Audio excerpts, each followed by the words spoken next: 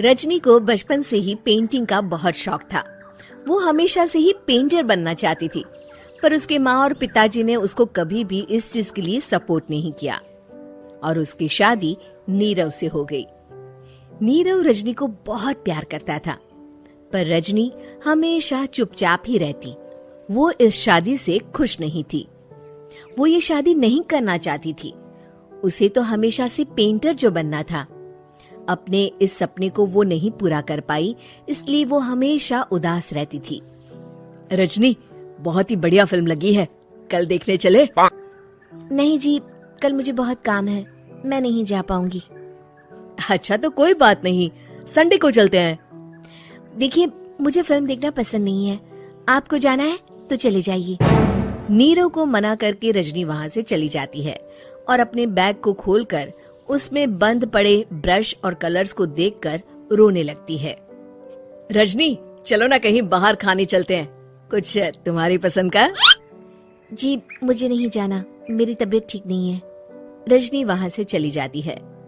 नीरव को समझ नहीं आता कि रजनी उससे इतना दूर क्यों रहती है। वो जब भी उसके साथ वक्त बिताना चाहता है, रजनी कोई ना कोई बहाना बना देती है। एक दिन घर पर कोई नहीं था।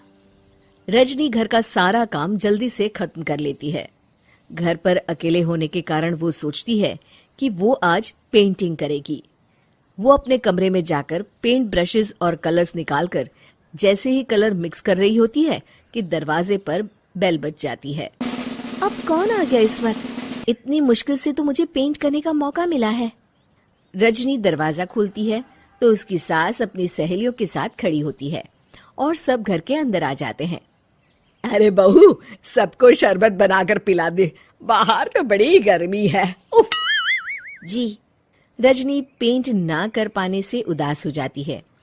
उसे गुस्सा भी आ रहा होता है कि उसने इस शादी के लिए हाँ क्यों कह दी। वो रसोई में जा रही होती है कि उसकी सास उसे रोकती है। बहू, सबके खाने का भी इंतजाम कर लेना, आज का लंच तो ये सब यहीं करेगी। हाँ। रजनी बिना कुछ कहे रसोई में चली जाती है।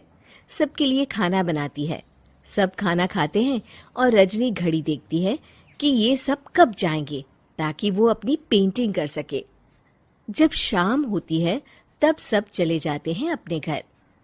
अरे बहू, सब तेरे खाने की तो बहुत तारीफ कर रहे थे, सबको बहुत अच्छा लगा खाना। आपको मुझे सुबह बताना चाहिए था ना कि आपकी सहेलियां आ रही हैं। पता भी है कितना वक्त लगा सारा खाना बनाने में। अरे बहू, तू ऐसे कैसे बात कर रही है मुझसे? तो और कैसे बात करूं? मैं इस घर की कोई नौकरानी नहीं हूं कि इतना काम करूंगी। रजनी अपने कमरे में जाकर दरवाजा बंद कर लेती है। शाम को जब नीरव आता है तो उसकी माँ उसे पूरी घटना के बारे में बताती है। क्या रजनी ने आपसे इस तरह बात की माँ? हाँ, और पता नहीं उसे क्या हो गया है, शाम से बाहर भी नहीं आई है। मैंने तो कई बार आवाज दी, खाना भी नहीं खाया उसने। तू ही बात करके देख ले बेटा। नीरव अपने कमरे का दरवाजा खटखटाता है। रजनी, दरवाजा खोलो, मैं हूं। रजनी दरवाजा खोलती है और फिर वापस जाकर अपने बिस्तर पर लेट जाती है। रजनी, माँ से बात करने का ये क्या तरीका है? मैंने कोई गलत बात नहीं की है। अरे तुम क्यों ऐसे बर्ताव कर रही हो सबके साथ? क्या तुम इस शादी से खुश नहीं हो? रजनी कुछ नहीं बोलती। अरे बताओ मुझे रजनी, क्या ये शादी तुम्हारी मर्जी के खिलाफ हुई है?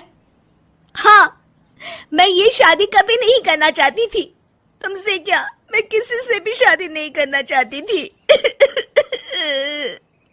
रजनी रोने लगती है। चुप हो जाओ रजनी, बताओ मुझे, तुम क्यों नहीं करना चाहती थी शादी? रजनी बेड के नीचे से अपने पेंटिंग्स, कलर्स, ब्रश, पेपर्स निकालती है। इतने में उसकी सास भी कमरे में आ जाती है। ये देख रहे हो, ये थे मेरे सपने।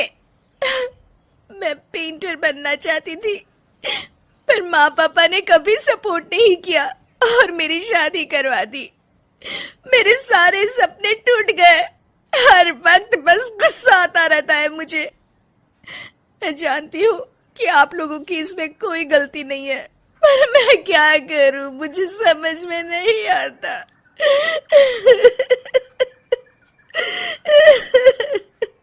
रजनी फूट फूट कर रोने लगती है। मुझे माफ कर दीजिए, आप दोनों के साथ मैं बहुत बुरा बर्ताव कर रही हूँ। अरे रजनी बेटा चुप हो जाओ तुम। नीरव पानी लेकर आता है। ये लो पानी पियो और शांत हो जाओ। रजनी पानी पीती है और उसकी सास पेंटिंग्स देख रही होती है। अरे नीरव, हमें तो पता ही नहीं था कि हमारी बहू कलाकार है। अरे कितनी अच्छी पेंटिंग्स बनाई है, देखो तो। ये वाली तो मैं अपने कमरे में ले जाऊंगी। आपको ये पेंटिंग्स अच्छी लगी? अच्छी नहीं, बहुत अच्छी लगी। और तुमने हमें बताया क्यों नहीं? तुम जब चाहे पेंटिंग कर सकती हो रजनी। हम तुम्हारे सपनों को पूरा करने में तुम्हारा पूरा साथ देंगे। हाँ बेटा, हम कला की कद्र करते हैं। हम कलाकार तो नहीं, पर मुझे गर्व है कि मेरी बहू एक कलाकार है। रजनी, नीरव और सास तीनों हंस पड़ते हैं।